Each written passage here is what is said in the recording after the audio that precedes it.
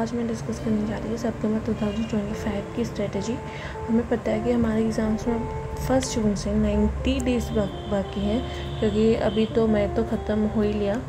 तो हम single group की कैसे प्रिपरेशन करें तो वही आज मैं डिस्कस करने वाली हूँ। अगर हम 90 डेज से लगाएं तो हमारे पास 30 डेज़ हैं पर सब्जेक्ट के लिए। एंड अगर हम 10 घंटे डेली पढ़ते हैं तो हमारे पास उस हिसाब से 300 घंटे हो जाते हैं। तो देखो, कुछ बच्चे ऐसे होंगे जिनके भी क्लासेस पेंडिंग होंगी, तो उन जिन बच्चों की क्लासेस पेंडिंग हैं वो क्या करें? उनको कुछ नहीं करना। वो अपनी जिनकी क्लासेस पेंडिंग है, फर्स्ट ऑफ ऑल वो अपनी डे को 2 हिस्सों में बांट लें। 2 हिस्सों में कैसे? देखो, जिसमें वो कम से कम आप ना 6 घंटे की क्लासेस लो जो आपका सब्जेक्ट पेंडिंग है।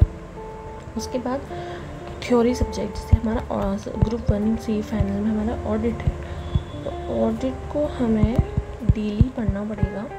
नहीं तो ऑडिट जो है ऐसा सब्जेक्ट है, अगर आप उसे डेली नहीं पढ़ोगे ना, अगर आप उसे सिर्फ कंसिस्टेंट नहीं रहोगे, वो आपको डुबा देगा। सो मोस्टली जो बच्चे फेल होते हैं ऑडिट में, वो इसी वजह से उसका कारण है कि वो कंसिस्टेंट नहीं हो पाते।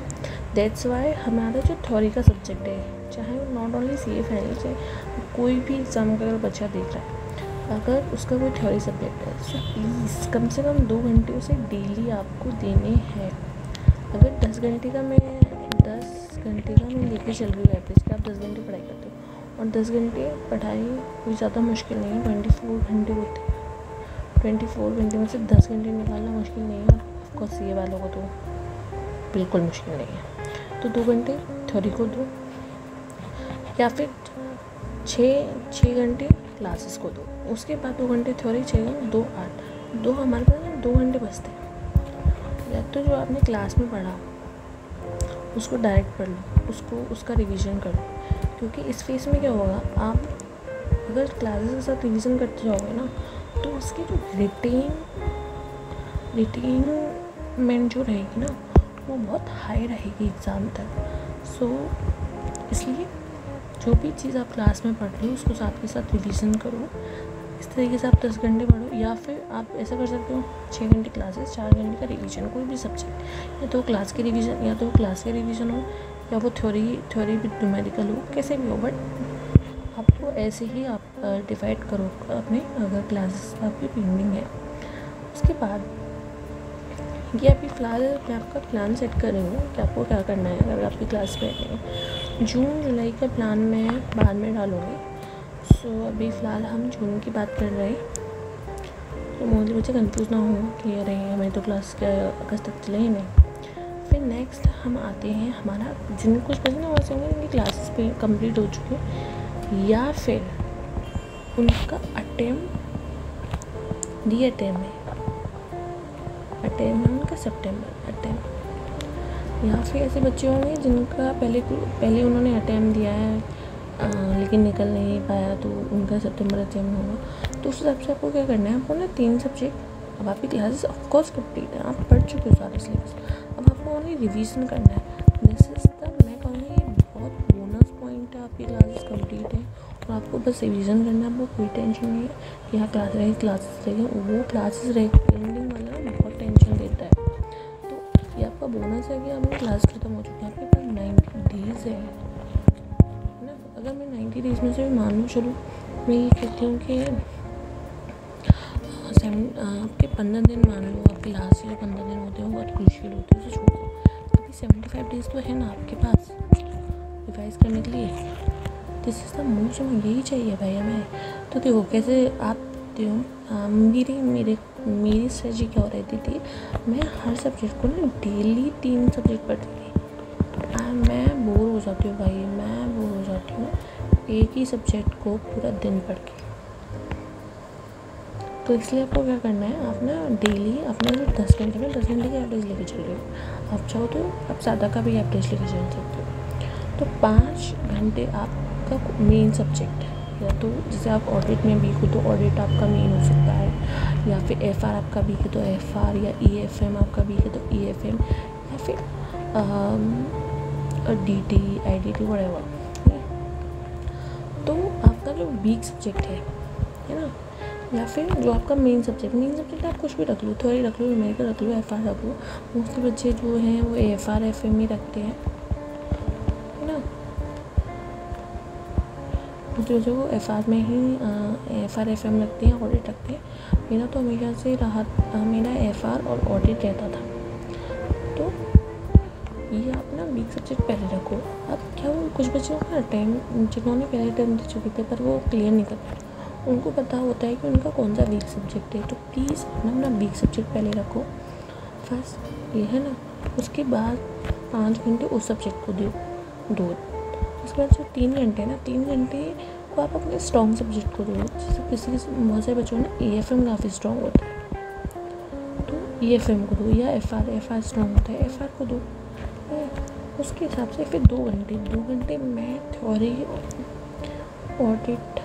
सब्जेक्ट को देती हूँ डेली। आपको ये कंसिस्टेंसी के साथ आपको डेली 2 घंटे के लिए आपको ऑडिट देना है।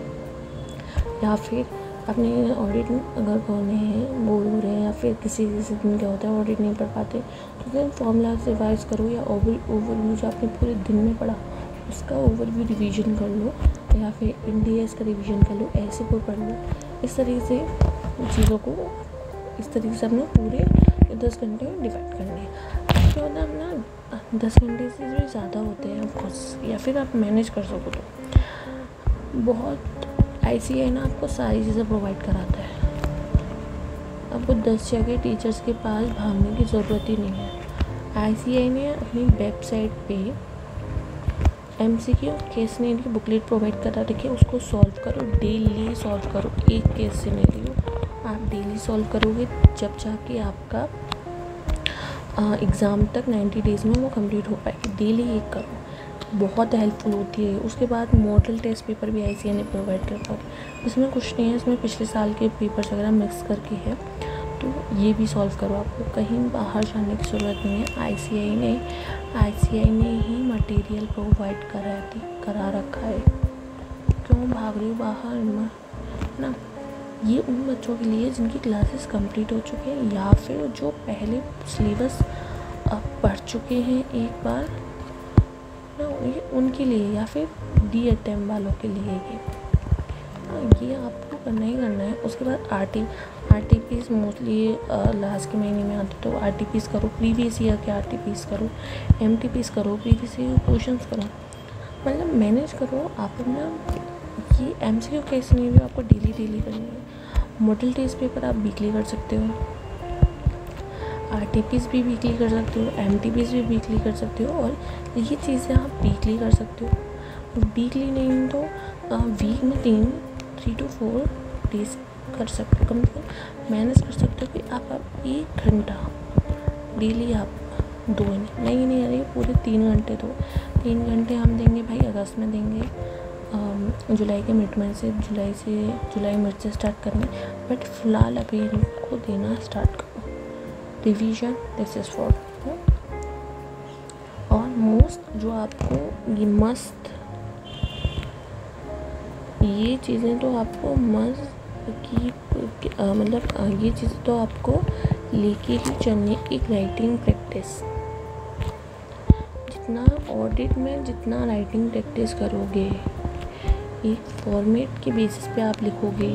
जैसे प्रोफेशनल एथिक्स में क्या होता है, पहले क्लॉज लिखो ना, कौन सा क्लॉज है, क्लॉज की एक पूरी लाइन होती है, कौन सी शेड्यूल है, देखो क्लॉज आ गया, कौन सा क्लॉज है वो लिखो, कौन सा पार्ट है पार्ट लिखो, उस पर कौन सा शेड्यूल है शेड्यूल लिखो। फिर CA एक्ट 1949 है, तो उसके बाद एक लाइन आती है which is universal line, a member in practice और member in service deemed to be guilty of professional misconduct। इस तरीके से इफ़ी उसके बाद जो भी कारण है उसके प्रोफेशन या फिर जो भी प्रोविज़न दे रखा उन्होंने वो लिखो, एंड देन उसके बाद कंक्लूजन फैक्ट्स इस तरीके, और कंक्लूजन में आएगा अगर वो गिल्टी है तो या he is guilty, he is deemed to be guilty और नॉट गिल्टी। इस तरीके से पूरे फैक्ट्स वगैरह दे के इस तरीके से क्वेश्चन की फॉर्मेटिंग होती है। ये क्वेश्चन की फॉर्मेटिंग कब आएगी, जब आप राइटिंग प्रैक्टिस करोगे। उसके बाद कॉन्सेप्चुअल क्लैरिटी, ICI अब ICI कोई भी आप क्वेश्चंस रिपीट मतलब ये कह रही हूँ रिपीट करता है, बट मोस्टली अवॉइड कर रहा है रिपीट करना। अगर रिपीट करता है तो उसमें कोई न्यू अजम्पशन ज़रूर होती है। उसके लिए उसको करने के लिए हमें सबसे मेनली चीज़ क्या चाहिए, कॉन्सेप्ट क्लैरिटी होनी चाहिए। तो कॉन्सेप्ट में क्लैरिटी नहीं है तो पेपर भी सॉल्व नहीं हो पाएंगे सबके। सो मस्ट यही, फिर आपको प्रीवियस ईयर क्वेश्चन करने, MTP करने, मॉडल टेस्ट पेपर करने, मॉक टेस्ट पेपर्स देना ज़रूरी है। या पेपर में जाती हूँ ना तो मोस्टली जो मेरी फ्रेंड्स हैं, मैं हूँ, मतलब हम लोगों ने देखा है कि भाई अगर MTPs जो है ना, MTPs की कमी रह जाती है एग्ज़ाम में। बहुत सारे जो बच्चे फेल होते हैं उनका मोस्टली कारण है कि वो MTPs नहीं करके जाते, उनकी प्रैक्टिस नहीं हो पाती। दैट्स वाई और जब वो पेपर दे रहे होते हैं ना, जब उन्हें पता चलता है कि भाई हम प्रैक्टिस कर लेते तो शायद आज ये चीज़ हो जाती। So this is my single group की स्ट्रेटजी है। मंथ वाइज स्ट्रेटजी मैं अपलोड करूँगी। प्लीज़ लेट मी नो अगर मैं मंथ वाइज स्ट्रेटजी अपलोड करूँ। सो आप कमेंट में प्लीज़ मुझे बताना पढ़ना है कि नहीं करना, और कोई मटेरियल जिसमें से आपको पढ़ना है, मटेरियल क्या क्या होना चाहिए, क्या क्या मटेरियल रेफ़र करें थ्रू आउट द एग्ज़ाम, अगर आपको जानना है सो प्लीज़ कमेंट, मैं नेक्स्ट वीडियोज़ पे बनाऊँगी। थैंक यू फॉर लिसनिंग यहाँ तक अगर आपने सुना है। And please like, share and subscribe and share with your friends. And thank you so much.